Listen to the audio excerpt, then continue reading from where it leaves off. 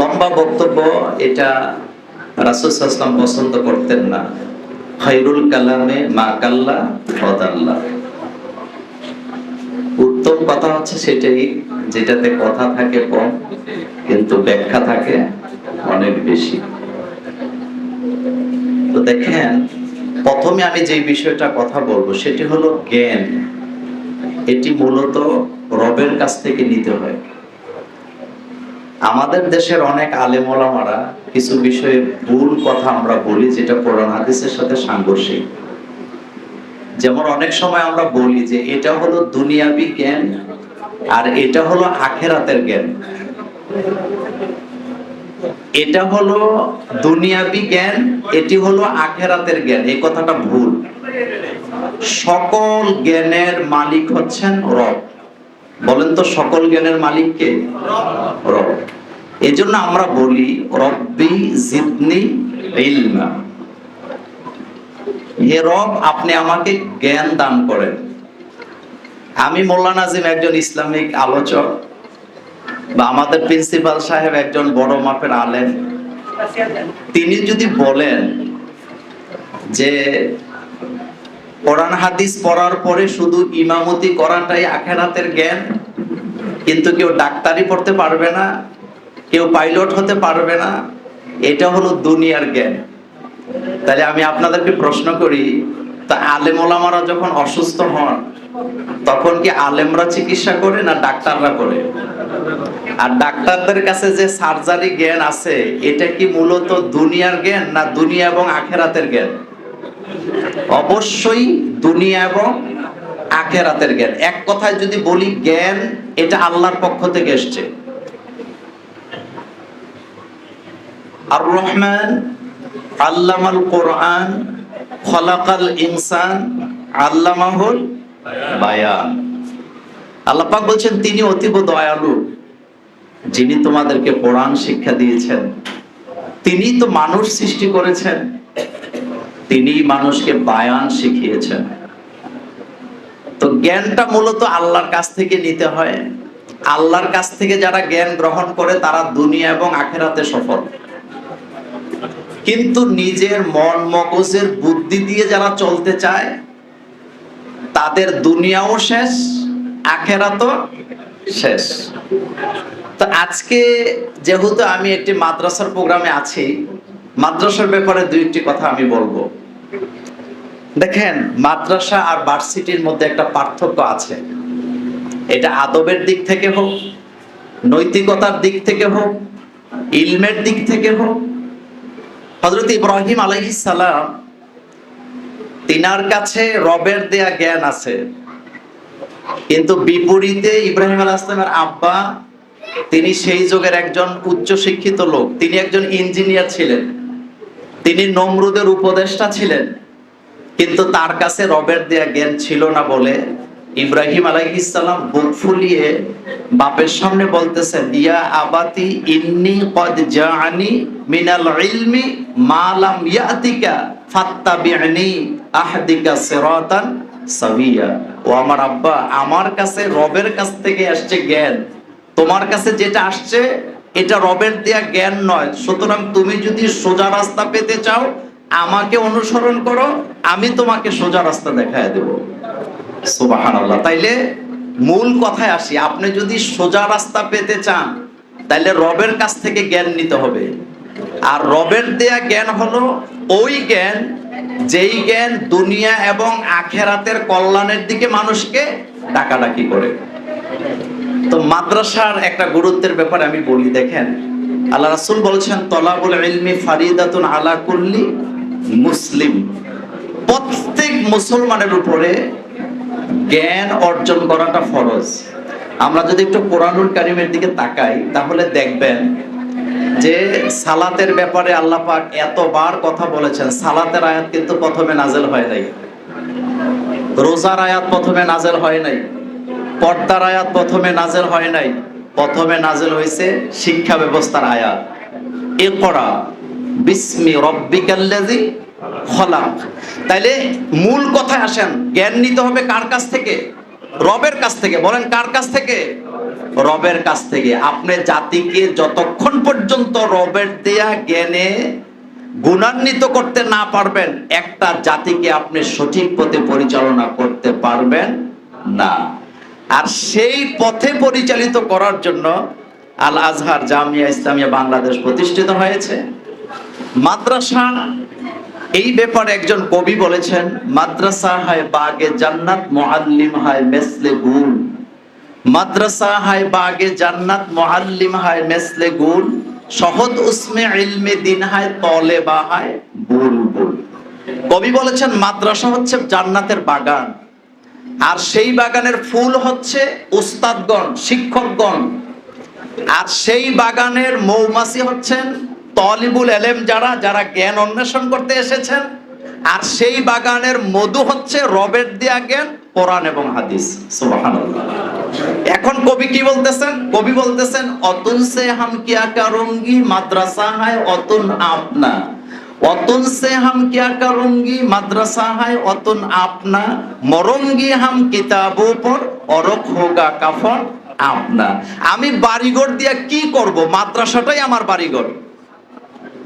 আমার বাড়িঘরের কোনো প্রয়োজন নাই, আমার আসল বাড়ি হলো আমার মাদ্রাসা।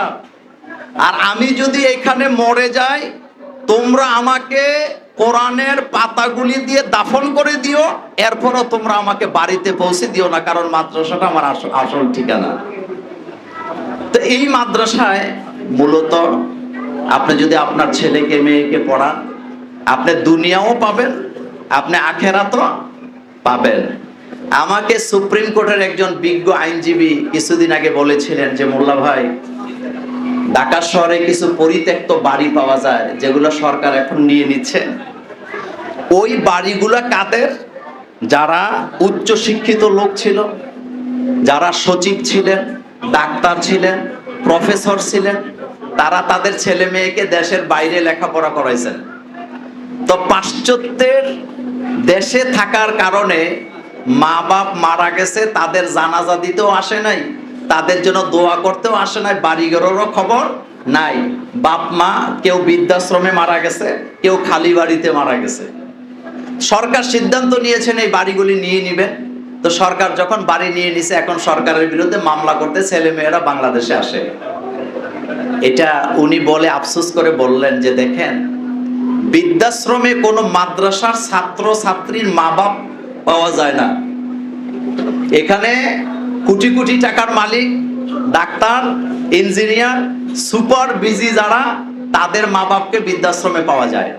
একটাই কারণ তারা তাদের ছেলে মেয়েকে রবের দেয়া জ্ঞান, যেটা ইসলামী শিক্ষায় শিক্ষিত করতে পারেন নাই। কারণ যারা ইসলামী শিক্ষায় শিক্ষিত হয়, তারা পরিবারে, তারা সমাজে, যারা রাষ্ট্রে কিভাবে পরিচালিত হওয়া লাগে, কিভাবে রবকে ভয় করে চলা লাগে, এই শিক্ষাটা কিন্তু তাদের মধ্যে কি আছে। দেখেন আমার বন্ধুগণ, আপনারা যারা উপস্থিত আছেন, আমি আমার সময় আর বেশি নাই, 3 মিনিট আমি কথা বলতে পারবো। দেখেন, রবের দেয়া জ্ঞান, এই জ্ঞান আমাদেরকে সোজা পথ দেখায়। একটু আগে আমার আগের আলোচক তিনি বলেছেন যে রমজান আসছে তাকওয়া অর্জন করার জন্য। তো তাকওয়া কি দেখা যায়? আমাদের দেশে তাকওয়ার ব্যাখ্যাটা কি? আমাদের দেশে তাকওয়ার ব্যাখ্যা হচ্ছে, কোনো ব্যক্তি যদি লম্বা একটা জুব্বা গায়ে দেয়, লম্বা দাড়ি রাখে, লম্বা টুপি রাখে, লম্বা করে একটা সালাম দিতে জানে, গোমটা দিয়ে চলে, আমাদের দেশের লোকেরা মনে করে এই লোকটা আল্লাহ বলি, এই লোকটার মধ্যে তাকওয়া আছে। কিন্তু রাসূল কারীম মাশাআল্লাহ, ঠিক আছে, ধন্যবাদ। কিন্তু রাসূল কারীম সাল্লাল্লাহু আলাইহি ওয়াসাল্লাম তিনি বলেছেন, আঙ্গুল দিয়ে দেখায় দেখায় বলেছেন, আত্তাকওয়া হা হুনা, আত্তাকওয়া হা হুনা, আত্তাকওয়া হা হুনা। তাকওয়াটা মূলত হৃদয়ে থাকে, তাকওয়াটা কলবে থাকে। একটা লোকের হৃদয়ে যদি তাকওয়া থাকে, তিনি যদি প্যান্ট শার্টও পরেন, তিনি কিন্তু কখনো ঘুষ নেবেন না, সুদের ব্যবসা করবেন না, হারাম পথে চলবেন না। কিন্তু আরেকটা লোকের মধ্যে যদি তাকওয়া না থাকে, এই লোকটা যত বড় জুব্বা গায়ে দেখ, যেখানে তারে বসায় দিবেন সেই জায়গায় সে দুর্নীতি, চুরি, রাহাজানি করার সম্ভাবনা আছে না নাই? আছে। এজন্য জ্ঞান নিতে হবে মূলত কার কাছ থেকে? রবের কাছ থেকে। এই পৃথিবীতে আপনি যদি পৃথিবীর ইতিহাস দেখেন তাইলে আপনি দেখবেন মুসলিম শাসকেরা ম্যাক্সিমাম ক্ষেত্রে তারা ছিলেন সফল। একটাই কারণ, মুসলিম বড় বড় শাসক যারা ছিলেন তাদের উপদেষ্টা ছিল আলেম ওলামারা। আপনাদের মনোযোগ কি আমার দিকে আছে? তাদের উপদেষ্টা ছিল আলেম ওলামারা, যারা কোরআনের জ্ঞান রাখতেন অথবা আসমানি কিতাবের জ্ঞান রাখতেন। কিন্তু আমাদের দেশে বা বর্তমানে শাসকদের যাদের উপদেষ্টা হন, তারা হয় বিভিন্ন সময় বিভিন্ন ক্ষেত্রে তারা ধর্মদ্রোহী, তারা ইসলাম বিরোধী, তারা রব বিরোধী, তারা ইসলামী শিক্ষা ব্যবস্থার বিরুদ্ধে, যার কারণে কুবুদ্ধি দিয়ে ইসলামী শিক্ষা ব্যবস্থাকে যেভাবে হোক 12টা বাজাবার জন্য অপচেষ্টা সারাটা জীবন তাদের মধ্যে আছে না নাই? আছে। সেজন্য আপনি যদি আপনার হৃদয়ে যদি তাকওয়া থেকে থাকে, আপনি ডাক্তার হন, আপনি ইঞ্জিনিয়ার হন, আপনি যাই হন, সব সময় আপনাকে এমন জায়গায় পাওয়া যাবে যেই জায়গায় যেই অবস্থায় থাকলে পরে রব তিনি নারাজ হওয়ার কোনো সম্ভাবনা নাই। তো বলতেছিলাম রবের কথা, রবের শিক্ষা ব্যবস্থার কথা। সে আল্লাহ পাক বলছেন ইকরা, তুমি পড়ো, ইকরা তুমি পড়ো, বিসমি রব্বিকাল্লাযী খলাক, তোমার প্রভুর নামে যিনি তোমাকে সৃষ্টি করেছেন। এই আয়াতে আল্লাহ পাক বললেন পড়ো তোমার প্রভুর নামে যিনি তোমাকে সৃষ্টি করেছেন। কিন্তু আরেক আয়াতে আল্লাহ পাক কি বলছেন? ফাসআলু আহলা যিকরি ইন কুনতুম লা তা'লামুন, তোমরা জ্ঞানটা নিবা কার কাছ থেকে? জ্ঞানীদের কাছ থেকে। তো জ্ঞানী কারা? যারা রবের কাছ থেকে জ্ঞান নেয়, যেটা নবীদের বেলায় ঘটেছিল। দেখেন আবু জাহিল সে কিন্তু অশিক্ষিত ছিল না, সেই যুগের একজন উচ্চ ডিগ্রিধারী লোক ছিলেন সে। তার আগে নাম ছিল আবুল হেকাম বলে লোকেরা ডাকতো, বুদ্ধিজীবীদের বাপ। কিন্তু যখন ওহির জ্ঞান আসলেন, রবের জ্ঞান আসলেন, তখন তার নাম হয়ে গেল কি? আবু জাহেল, জাহেলের পিতা। তার মানে রবের দেয়া জ্ঞান যেখানে থাকে ওই জায়গায় অন্য কোনো জ্ঞানের কোনো পাত্তা নাই। তো রবের দেয়া জ্ঞান আপনি নিবেন কার কাছ থেকে? আলেম ওলামার কাছ থেকে। আর আলেম তৈরি করতে হইলে মাদ্রাসা লাগবে। এই ব্যাপারে আমি একটি কথা আপনাদেরকে বলি। একজন আলেম, তিনি যদি আলেম হতে চান, তিনি যদি মুফাসসির হতে চান, তার কিছু ব্যাপারে জ্ঞান থাকা জরুরি। যেমন এলমে নাহু, এলমে সরফ, এই দুটি জ্ঞান অত্যন্ত গুরুত্বপূর্ণ। ইলমে সরফ, ইলমে নাহু, ইলমে লুগাত যারা জানেন না, তারা কখনোই হাদিস এবং তাফসীর বুঝার কোনো রাস্তা তাদের নাই। তো এলমে সরফ আর এলমে নাহু বুঝতে হইলে মাথার মগজটা কেমন লাগবে, ব্রেনটা কেমন লাগবে। আমরা কিন্তু 3টা ছেলে আছে, যেই ছেলেটা লেভেন্ডিস বলি আমরা, এটারে মাদ্রাসায় দিয়ে দিই। আর যেগুলা ভালো আছে এগুলা জিলা স্কুলে রাখি অথবা ভালো ভালো প্রতিষ্ঠানে রাখি, যে ভবিষ্যতে এটাকে আমি ডাক্তার বানাবো। আর মাদ্রাসায় যেটা পড়ে এটা যদি কোনো রকমে এই ঠেলে ঠুলে যদি মসজিদের ইমাম হতে পারে, আলহামদুলিল্লাহ। এরকমের চিন্তা চেতনা আমাদের মধ্যে আছে না নাই? আছে। এখন দেখেন মাদ্রাসায় পড়তে হলে ব্রেনটা কেমন লাগবে। একজন কবি কি সুন্দর করে বলছেন, সরফিয়ারা মগজি বাসা চুসেগা, সরফিয়ারা মগজি বাসা চুসেগা, নাহুইয়ারা মগজি বাসা চুসাহা। এখানে কবি বললেন যারা সরফ পড়বে তাদের মগজ হওয়া লাগবে কুকুরের মগজের মতো। এখন আপনারা বলবেন মোল্লা ভাই এটা কেমন দৃষ্টান্ত, কুকুরের মগজ হওয়া লাগবে কেন? তার মানে হলো কুকুর যেমন সারাদিন গেউ গেউ করে কিন্তু তার মাথা গরম হয় না, একটা ছেলে যখন সরফ পড়বে সে আরবি লফজগুলা, শব্দগুলা, সিগাগুলাকে এত বেশি পড়বেন, এত বেশি পড়বেন, রাত দিন 24 ঘন্টা পড়তেই থাকবেন, কিন্তু তার মাথাটা গরম হবে না। আপনি যে একটা গাড়ি চালান, গাড়ির ইঞ্জিন যদি হিট হয় আপনি কি গাড়ি চালাতে পারবেন? তো আপনার মাথাটা হলো, মগজটা হলো মেইন ইঞ্জিন। যেমন একটা ছেলে পড়তেছে ফালা ফালা ফালু ফালাত ফালাতা ফালনা ফালতা ফালতুমা ফালতুম ফালতে ফালতুমা ফালতুন্না ফালতু ফালনা জরাবা জরাবা জরাবু জরাবা জরাবাতা জরাবনা। একবার দুইবার পড়লে হবে না, হাজার হাজার বার পড়তে হবে। এই জন্য কবি বলছেন হাজার হাজার বার। সরফিয়ারা মগজিবা চুসেগা, যিনি সরফ পড়বেন তার মগজটা হবে কুকুরের মগজের মতো মজবুত। তাহলে মাদ্রাসাকে লেভেন্ডির ছাত্র দিবেন না ভালো ছাত্র দিবেন? এরপরে কবি কি বললেন? নাহুয়ারা মগজিবা চুসাহা, একজন রাষ্ট্রপ্রধান রাষ্ট্র চালাবার জন্য যেই ধরনের মগজ লাগে, এলমে নাহু যারা পড়বে তাদের মগজটাও এই রকমের বাদশাহী মগজ হওয়া লাগবে। সুতরাং আপনি যদি ভালো ছেলেটাকে মাদ্রাসায় ভর্তি করাতে পারেন, ওই ছেলে যদি আলেম হয় সেটা হবে মিজানুর রহমান আজহারির মতো, সেটা হবে ডক্টর লুৎফর রহমানের মতো, সেটা হবে কামালউদ্দিন জাফরি সাহেবের মতো, সেটা হবে জয়নাল আবদিন হুজুরের মতো। কথা বুঝাইতে পারি নাই? আর আপনি যদি লেভেন্ডিসটা দেন, তা আপনি যেই গাছ লাগাইবেন আপনি সেই ফলই কি পাবেন। আলহামদুলিল্লাহ বর্তমানে কিন্তু এটা চেঞ্জ হয়েছে। দেখেন, আমি যখন স্কুলে পড়ি ছাত্র হিসেবে খুব খারাপ ছিলাম না।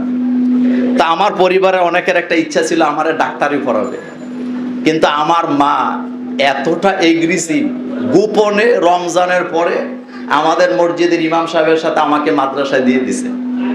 তা আমি এটা কেন বলতেছি, এখানে মায়েরা বোনেরা আছেন, আপনারা বাপেরা আছেন, আমি শুধু আপনাদেরকে একটা মজার কথা শোনাই। আমার জীবনে আমার মা আমাকে কখনো গনে গনে টাকা দিতেন না, অনেক বেশি টাকা দিত।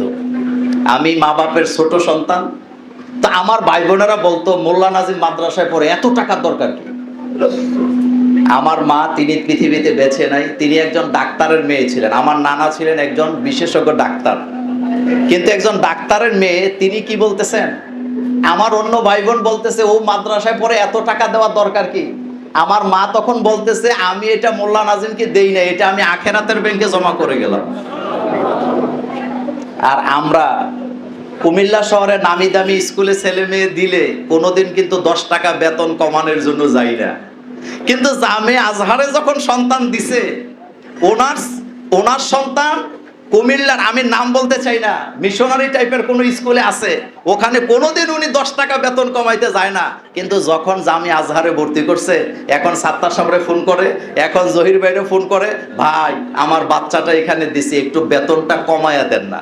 আচ্ছা, আপনাদের কাছে জানতে চাই, আপনার ছেলে আপনার মেয়ে যদি ভালো আলেম হতে চায়, তাহলে শিক্ষক ভালো লাগবে কি লাগবে না? তো ভালো শিক্ষক পাইতে হলে বেতন কি কম লাগবে না বেশি লাগবে? তো আপনার তো উচিত ছিল আপনি জামিয়া আজহারের লাইব্রেরিতে এসে প্রিন্সিপাল হুজুরকে বলা যে হুজুর প্রয়োজনে ভালো ভালো আলেম নিয়োগ দেন এখানে, যারা বিশেষজ্ঞ, আরবি গ্রামার ভালো বুঝে, নাহু বুঝে, সরফ বুঝে, এলমে লুগাত বুঝে, এই টাইপের আলেম ওলামাকে নিয়োগ দেন। আমি প্রয়োজনে বেতন আপনাকে 1000 টাকা বেশি দিব, কিন্তু আমার ছেলেটা আমার মেয়েটা যেন বিশেষজ্ঞ আলেম হয়, এমন আলেম হয় সে যেন ডাক্তারিতে গেলেও ফার্স্ট হয়, সে যেন মেডিকেল ভর্তি পরীক্ষায় ফার্স্ট হয়, সে যেন ইউনিভার্সিটিতে পরীক্ষা দিতে গেলেও ফার্স্ট হয়। এই চিন্তা চেতনা লালন করার আমাদের দরকার ছিল কি ছিল না? কিন্তু আমরা কি সেটা লালন করি না। আফসোস লাগে। আপনি কুমিল্লার, আমি তো নাম বলি না এই কারণে কথাটা রেকর্ড হয়, বললে আবার আমাকে এরা ফোন দিবে। আপনি বলেন তো, আপনি যখন এই টাইপের কোনো একটা প্রতিষ্ঠানে ছেলেকে দিছেন, মেয়েকে দিছেন, আপনি কিন্তু 5 তারিখের পরে বেতনটা আটকায় রাখতে পারেন নাই। আপনি কিন্তু কোনোদিন লাইনে দাঁড়ায় যান নাই যে ম্যাডাম আপনারা তো এটা মিশনারি সিস্টেমে চালান, তা আমার বাচ্চাটা আপনার স্কুলে পড়ে, আপনি আমার বেতনটা 10 টাকা কমান, এটা বলতে পারবেন না। বরং আপনি রাইতে 3টা বাজে যায় লাইন ধরেন একটা ফর্ম পাওয়ার জন্য। কিন্তু ওই জায়গায় যাওয়ার পরে আপনার ছেলে মেয়ে ভবিষ্যতে কোন দিকে যাবে, কি হবে, সেটার কোনো গ্যারান্টি নাই। কিন্তু জামিয়া আজহারের মতো মাদ্রাসায় যদি আপনার ছেলে মেয়েগুলা পড়ে, এটা হবে আপনার জন্য ভবিষ্যতে, আপনি তাকে দুনিয়াতে রেখে গেলেন, এটা হলো সদাকায়ে, আসতে বলছেন, সদাকায়ে। এই সন্তান আপনার দুনিয়াতেও কাজে লাগবে, আখেরাতে লাগবে। দুনিয়াতে লাগবে অন্তত বুড়া বয়সে আপনাকে সে ঠেলে ঠুলে আপনাকে বৃদ্ধাশ্রমে দিবে না, আর আখেরাতে কাজে লাগবে। আপনি মৃত্যুর পর থেকে সারা জীবন সে দোয়া করবে, হতে পারে এই সন্তানের দোয়ায় আপনি জান্নাতে চলে যাবেন। তাহলে মাদ্রাসায় যারা পড়ায় আমাদেরকে একটু সতর্ক হওয়ার দরকার আছে না নাই? একটু জোরে বলেন, আছে না নাই? তাহলে আজকে থেকে আমাদের স্লোগান হবে, আমরা আমাদের ছেলে মেয়েগুলাকে রবের শিক্ষায় শিক্ষিত করব এবং মাদ্রাসা শিক্ষা ব্যবস্থাকে আমরা সাপোর্ট করব। আল্লাহ রাব্বুল আলামিন আমাদের সকলকে এই আমল করার তৌফিক দেখ যে আমরা যেন আমাদের সন্তানগুলিকে ইসলামের রাস্তায় রেখে যেতে পারি। আমাকে আজকের এই প্রতিষ্ঠানে দাওয়াত দেওয়ার জন্য তাদেরকে ধন্যবাদ জানাচ্ছি। আবারও দেখা হবে অন্য কোনো দিন, অন্য কোনো মঞ্চে। সে পর্যন্ত আল্লাহ পাক আমাদের সকলকে ভালো রাখুন। আসসালামু আলাইকুম ওয়া রাহমাতুল্লাহি ওয়া বারাকাতুহু।